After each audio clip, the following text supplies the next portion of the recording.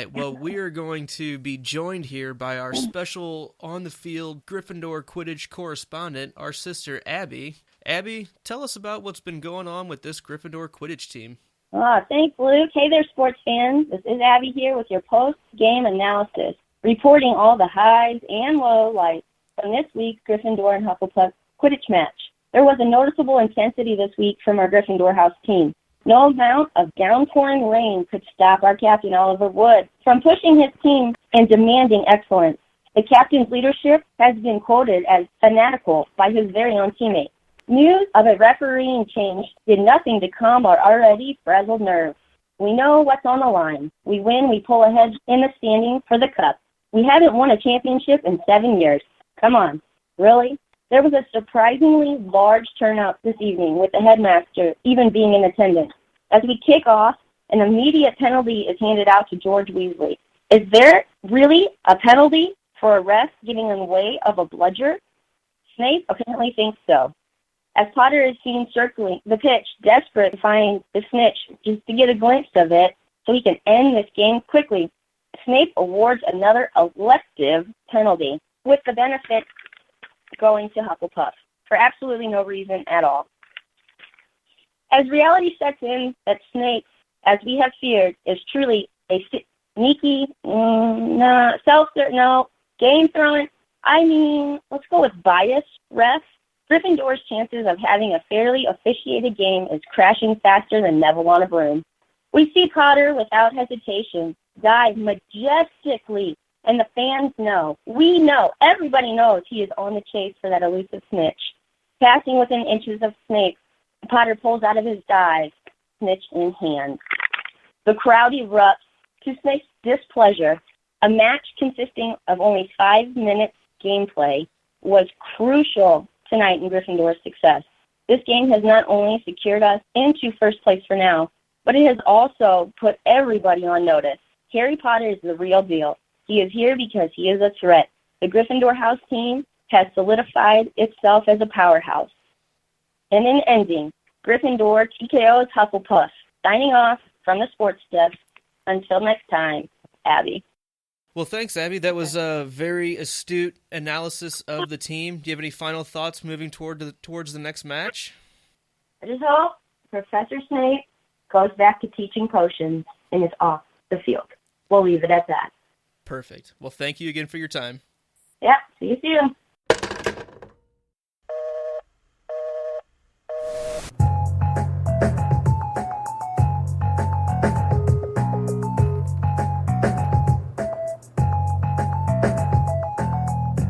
Hello, and welcome to the podcast that must not be named. I'm Luke. I'm Melissa. And we're going to do Chapter 13, Nicholas Flamel.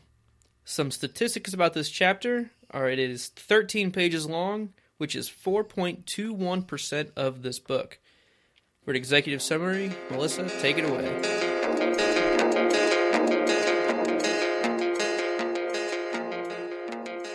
After promising Dumbledore he wouldn't search for the mirror again, Harry began having nightmares about his parents' death. Between classes, Harry, Ron, and Hermione continued to search for Nicholas Flamel, and Quidditch practices tire Harry out enough to stop some of those nightmares. Unfortunately, the Gryffindor team discovers their next match, against Hufflepuff, would be refereed by Snape, who was sure to look for any reason to pick on their team. While Harry was informing Hermione and Ron about this development, Neville appeared, with his legs cursed together by Malfoy. After Hermione, of course it's Hermione, who does the counter-curse, Ron tells Neville to stand up to Malfoy, but Neville says he doesn't belong in Gryffindor because he isn't brave enough. To make Neville feel better, Harry gives him the last chocolate frog from his Christmas gift from Hermione, which has a Dumbledore wizard card in it.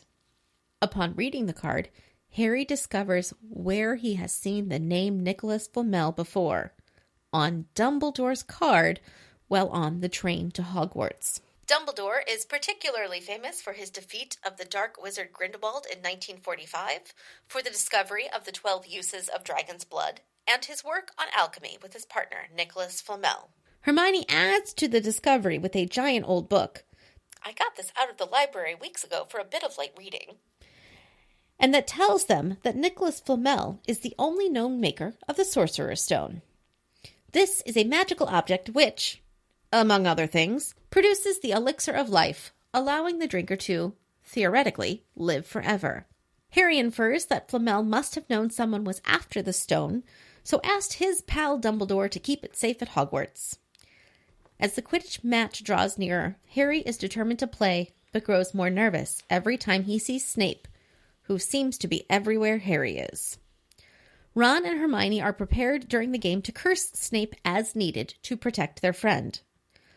Once the game begins, however, the more pressing matter becomes the verbal abuse from Malfoy and his silent bodyguards. Neville is the first to stand up to the three of them, and Ron backs him up. After one last insult, Ron and Neville, yay Neville, jumped to fight Malfoy and his pals, Ron versus Malfoy, and Neville taking on both Crabbe and Goyle. Harry, meanwhile, caught the snitch in record-breaking time, ending the game quickly.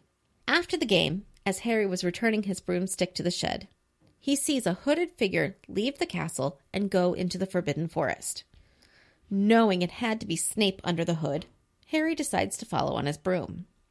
It was Snape, who met up with Quirrell in the forest, and he seemed to be threatening Quirrell about how to get past Fluffy and retrieve the Sorcerer's Stone.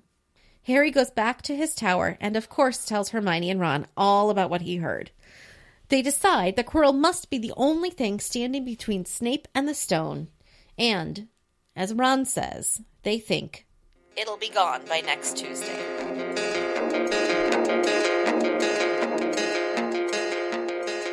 All right. It's definitely a chapter. It is. Definitely a chapter. So, what were some of the character introductions that we had in this chapter itself? Well, there was a character who we had initially heard about way back on the train, but we finally hear in more detail about him, and that is Nicholas Flamel. We finally hear about him and why he's important to this story. And we also hear about his wife, Perenella Flamel. A character that we meet this chapter that's been mentioned before, and if we did meet her, we forgot to include her at that point, is Madame Pomfrey. She was originally mentioned back in Chapter 9 when Neville's arm is repaired after it was broken from falling from his broom. So we missed that. Sorry. Thank you, Madame Pomfrey. Some locations that we're introduced to in this chapter are our first look in the Forbidden Forest. It's the first time we've had any real experience one-on-one looking into the forest itself. Mm-hmm. Another location that we hear about but don't actually see is Devon, that was mentioned as the home of the Flamels. Several magicabulary things appear in this chapter. Many of them are curses, such as the leg locker curse, which you use by saying locomotor mortis. That is the curse itself. Another thing that comes up is, of course, we finally figure out what the title of this book is about, and we get the Sorcerer's Stone, which creates our next magicabulary word of the Elixir of Life. The last magicabulary word that we have is actually a book that was mentioned, and it is the Study of Recent Developments in Wizardry. It's another book that Nicholas Flamel was not in, because it was all recent wizardry things. Did the giant book that Hermione didn't get a name? Didn't have a title. Just said a bit of light reading and didn't. And it was giant and huge. Mm-hmm. All right. And now on to our in-depth analysis.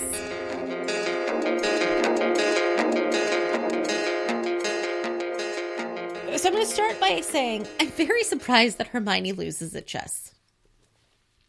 That seems like a very unlikely happening to me.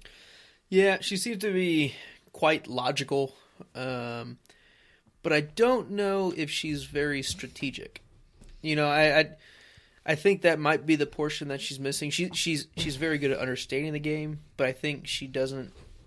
And I'm guessing here, but she might be missing that one, that tactics. Like the nuance piece of it doesn't all have to be black and white. Exactly. It's not all good and bad, that you might have to sacrifice something to make another. Right. There's not a right choice.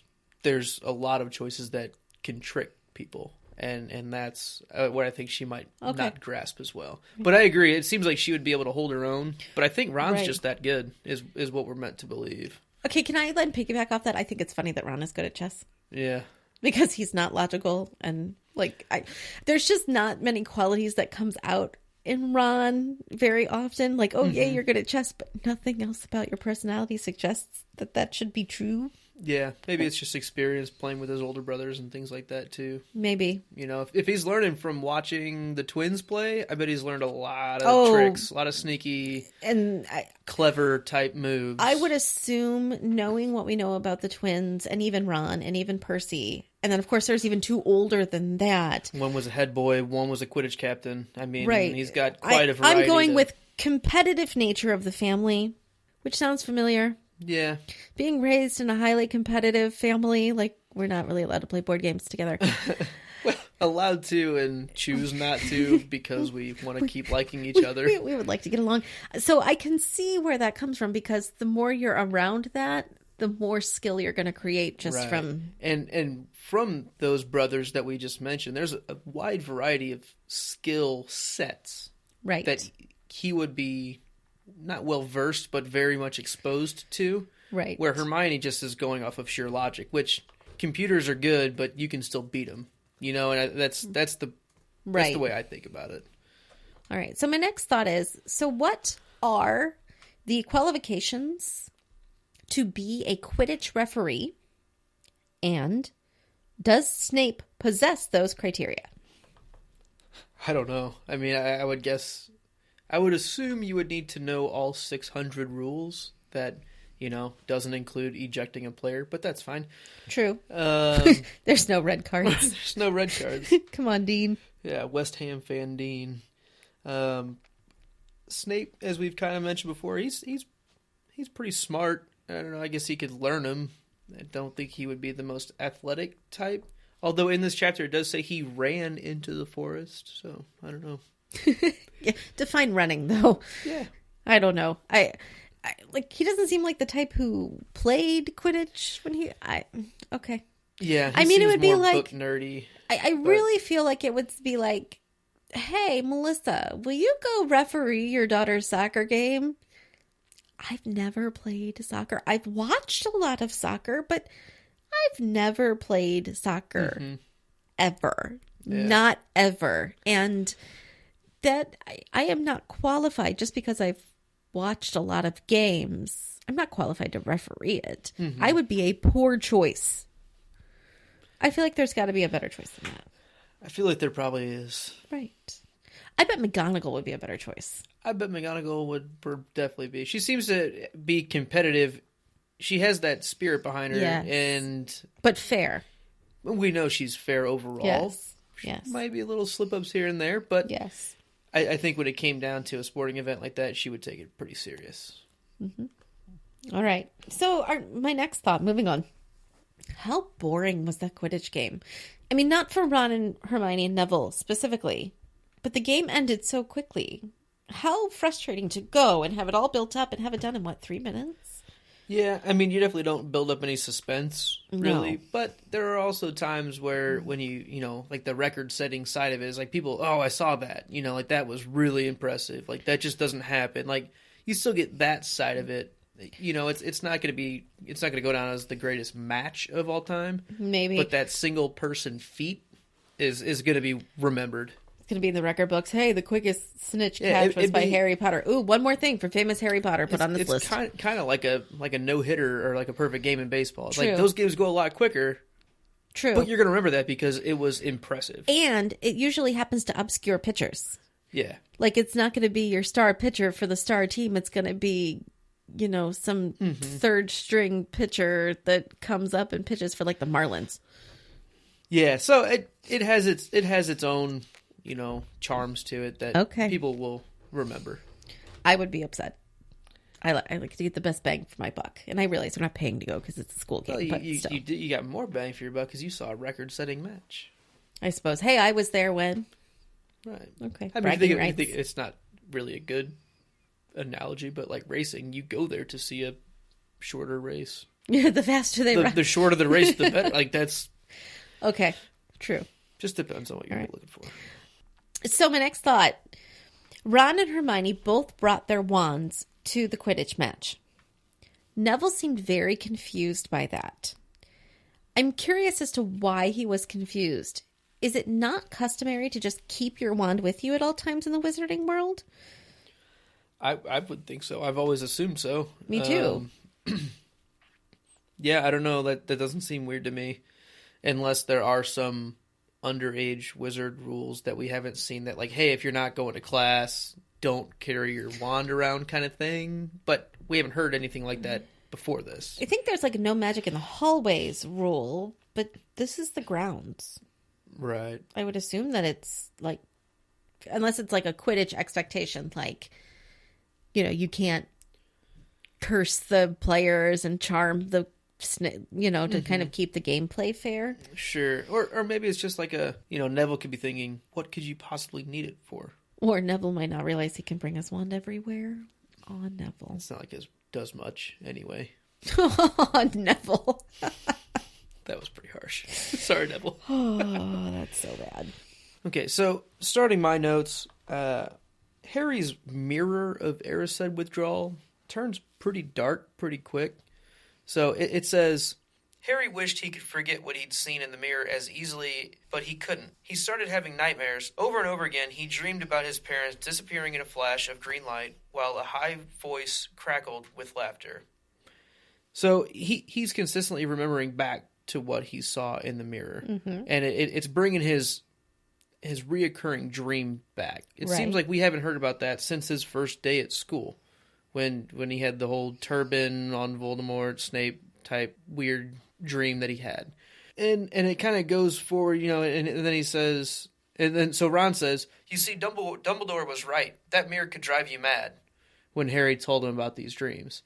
So, I mean, what are your thoughts on that? Like, is he going to be able to forget them again? You know, like, is he going to be able to forget what he saw? Should he forget what he saw? I feel like I understand why it's so dark, because there's definitely been things in my life that I have significantly regretted or weighed on my conscience, if you will, and you do dream about them. One minor one, most teachers I know have like nightmares the first week before school starts. Random, but you really start to worry. What if this? What if this? What if I don't? What if I wake up late the first day? Like, stupid, weird dreams. But it's the things that really like matter. You know, I want to make sure I do a good job. And what if I don't? It's the actor's nightmare of the dream of walking out on stage and you're the lead in a play. And not only have you never been to rehearsal and you don't know your lines, you don't even know what the play is.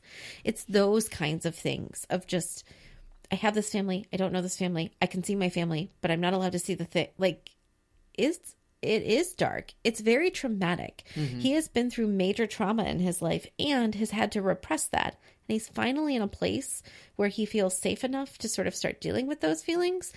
And then he comes across the mirror where he gets to see his family for the first time. So I really think it's kind of PTSD-ish. Yeah, I'd say so. Do you think he, in the back of his mind, wishes he'd never seen it at this point? No. Because I think he might think it would be better if I have never seen it, but I wouldn't change it because they're my parents and I finally get to see them. Right. Yeah. I mean, his first instinct might be to, you know, say, it hurts more now knowing, but at the same time, he'll always have that positive memory that he had at the time. Yes. Which I think outweighs the lingering, in the moment missing at that. It's better to have loved and lost than never loved at all, kind of thing. You know, it's similar to that. It's like you don't know what you had. You know, being oblivious isn't always the best. I agree. Yes. So that was sometimes kind being of naive is not going to work for you. Right. Yeah. So I think he's better off, even though it does kind of stink. Yeah. So at the Quidditch match, why would the Slytherins be sitting that close? I mean, it seems like you would want to like surround yourself with your other supporting fans. Like, do they have much control over that? Well, they're not playing Slytherin, so it's not like you're going to have the Slytherin side and the Gryffindor side, because it's definitely Hufflepuff versus Gryffindor. Sure. So those are your two sides.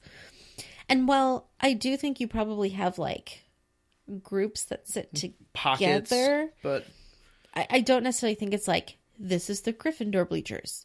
This is the Slytherin bleachers. Mm-hmm. So they kind of have a little more autonomy to choose where they go.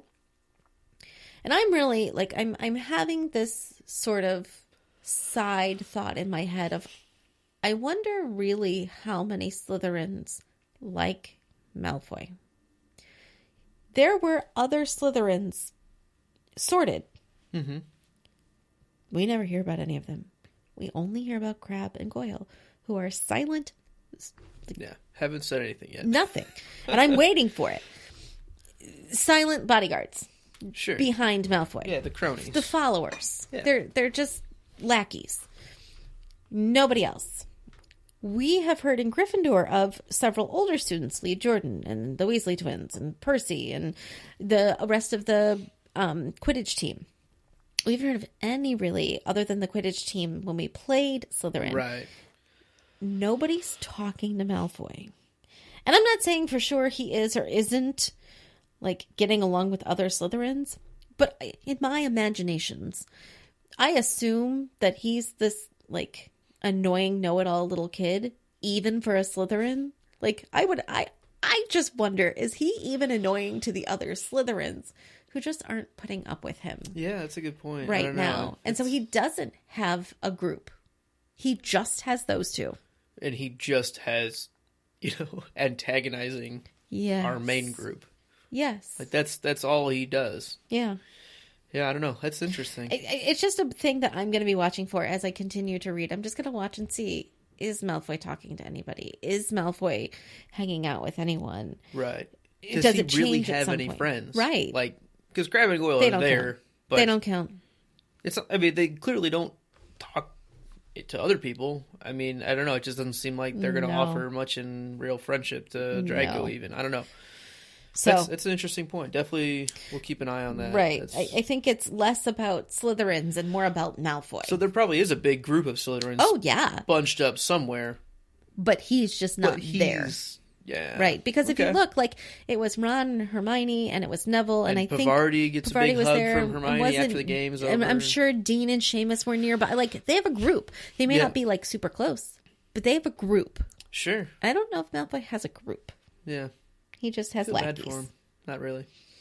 Oh, poor Mal. Nope, can't even do He's it. doing it himself. Sorry. I Jerk. actually tried that. I was like, maybe, but no. No, he's because doing I it to bet he's himself. doing it to himself. Yeah. He is over the top arrogant. Yes. So that's a good point. Yep. It's- That's my thought. So, do you think Snape can read minds? I wish I could. That'd be Do cool.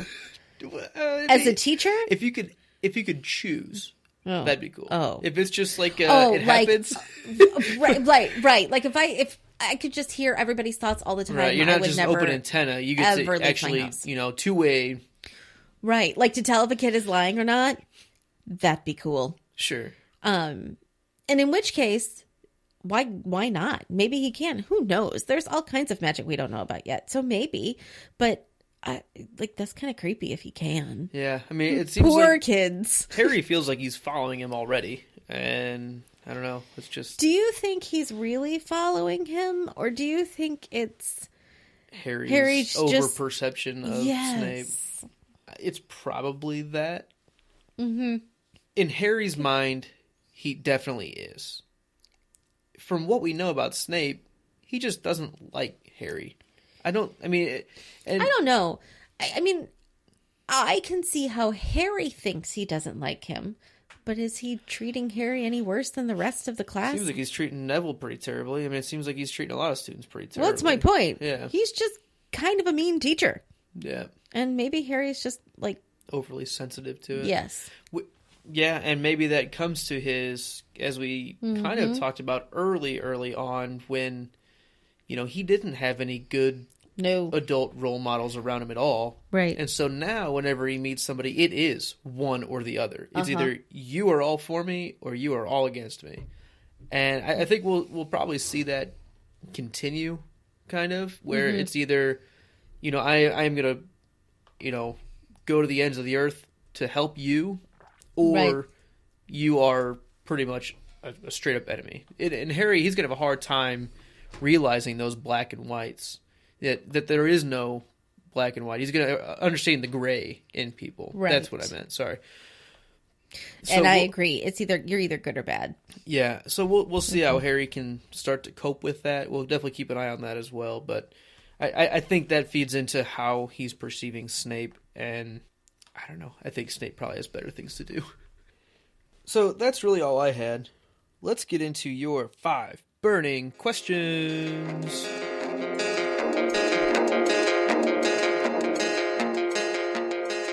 Question 1. The leg locker curse sounds annoying.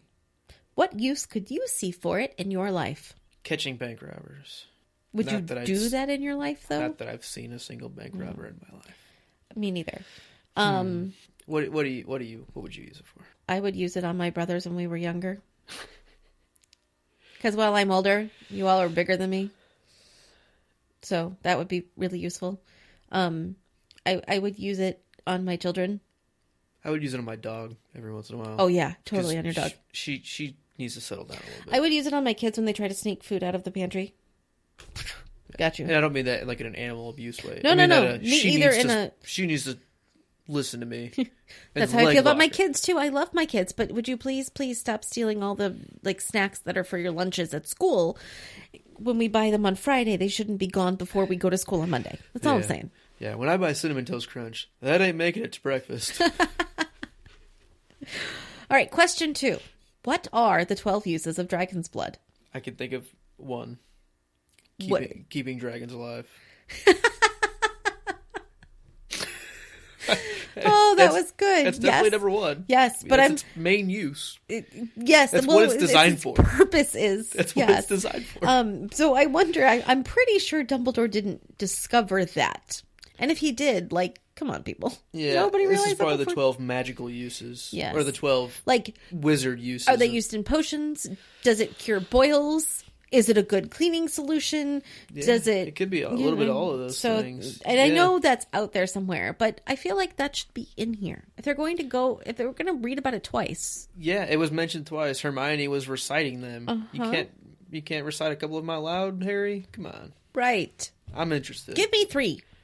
I don't need all 12. Question 3. Why would Snape meet Quirrell outside instead of just somewhere hiding in the castle? It's a big castle. Yeah, it's a big castle. Right. I'm sure they could find somewhere. How about a classroom at night? No kids are going to be going in there. Snape's office. Quirrell's office. You can't The dungeon where Snape's classroom is. Yeah, that seems impractical. The Great Hall at midnight. No kids are supposed to be out wandering, and apparently... Yeah. But, other than the midnight duel, we haven't heard of anybody else going out and about. Exactly. Yeah, I don't know. Weird. Seems like there were better choices. Yes. Question 4. Why was Harry alone coming back from the Quidditch game? Where were all the people? Yeah, it seems like there was a big commotion. Hey, we're going to party. And Bam, you're alone. And then he's the only one dropping off his broom at the broom shed. Right. Where's the rest of the team? Did we know there was a broom shed? No. Okay. No, we knew that Hagrid was defrosting brooms at one point. But right. We didn't know that they kept the brooms in a broom shed. I wonder if all the teams have their own broom shed or if there's a community. Oh, you start tampering with the other team's brooms. We'll snip a couple of the broom tail or the right. What are those bristles? The broom bristles. So unless there's some anti-tampering charms on the broom shed, I don't know. Yeah, I'd hope so. I find it weird that he's alone at that point. It seems like there's a lot of commotion going on after the match. Right. And yeah, I'm surprised that none of the teammates were with him. Or Ron or Hermione or someone. Yeah. It's a little frustrating. Yeah. All right, and question 5. Would you want a Sorcerer's Stone? That's part 1. And if so, what would you do with it? I would. I think I would use it. I think I would take one if it was offered for a reasonable price. For the low price, though. For a reasonable price, because it's it's definitely valuable. Yeah, and I would have a few things turn into gold to be able to just live comfortably, you know, Uh-huh. not to be super incredibly wealthy, Malfoy style or anything, but No. just to not have to worry, like take that part of the equation of living out of it. Pay That'd off all my student loans. yeah, pay off and my my student house. loans, buy a house. And have enough so that I could have a stay-at-home husband. Yeah. That'd be great. Yeah, I mean, if I could actually just focus on the things that I want to do. I Right. mean, I enjoy the work that I do as an engineer, but if I could just do that Mm-hmm. because I wanted to, not because I felt like I had to pay the bills. Right. It's a lot more enjoyable doing things that you enjoy to do because you enjoy it, other than Right.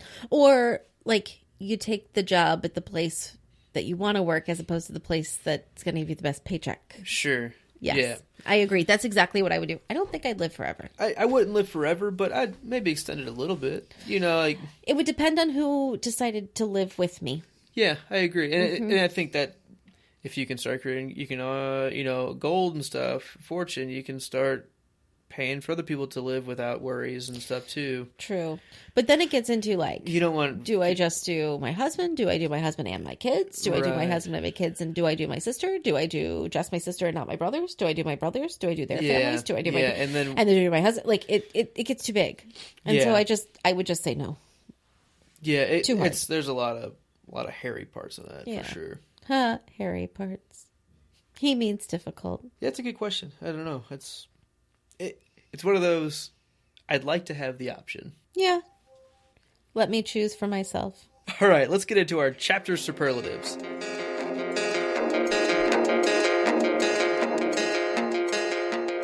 What was your favorite line? We won! You won! We won! Shouted Ron, thumping Harry on the back. And I gave Malfoy a black eye, and Neville tried to take on Crabbe and Goyle single-handed. He's still out cold, but Madame Pomfrey says he'll be all right. Talk about showing Slytherin. Way to go, Neville. He's still out cold, but I love that. Like, super props to Neville on not backing down. oh, Neville. Yeah. Oh, like this is a slow clap. Oh, Yeah. Neville. There you go. There it is. Right there. You said you're not Gryffindor material, man. You took on those two giant lumps alone. Yeah. And it didn't go well, but you still did it. Yeah. You tried. I Good mean, job. The effort was made, and Yep. you didn't back down. That was awesome. mean, Which yeah, is part of the absolutely. reason why I chose that, and part of it because I like Ron being so excited. Ron being Ron. It was like, very that, Ron. That is quite It's Ron. very Ron, while still like really being excited about Neville and Yeah, Plus- it was a good line for and sure. I anytime like we that one. can show Slytherin, I'm a big fan. Yeah. So that Sorry kinda- to all the Slytherin listeners out there. So it kind of goes along with my favorite line. Mine is, speaking quietly so that no one else would hear, Harry told the other two about Snape's sudden, sinister desire to be a Quidditch referee. Don't play, Hermione said at once. Say you're ill, said Ron. Pretend to break your leg, Hermione suggested. Really break your leg, said Ron. This was my second choice. It's another great Ron-ism, you know? It just really is. do it. Yeah, not like, just pretend to break your leg. Really break your leg. It's Like, great. It's not even a problem. We'll take care of that. Yeah, we can because figure you this really out. don't want to play. Yeah. Breaking your leg, not a problem. Playing with Snape, nope, not an option. No, that sounds It's worse. gotta go. Yeah. So, with that, who was your chapter MVP?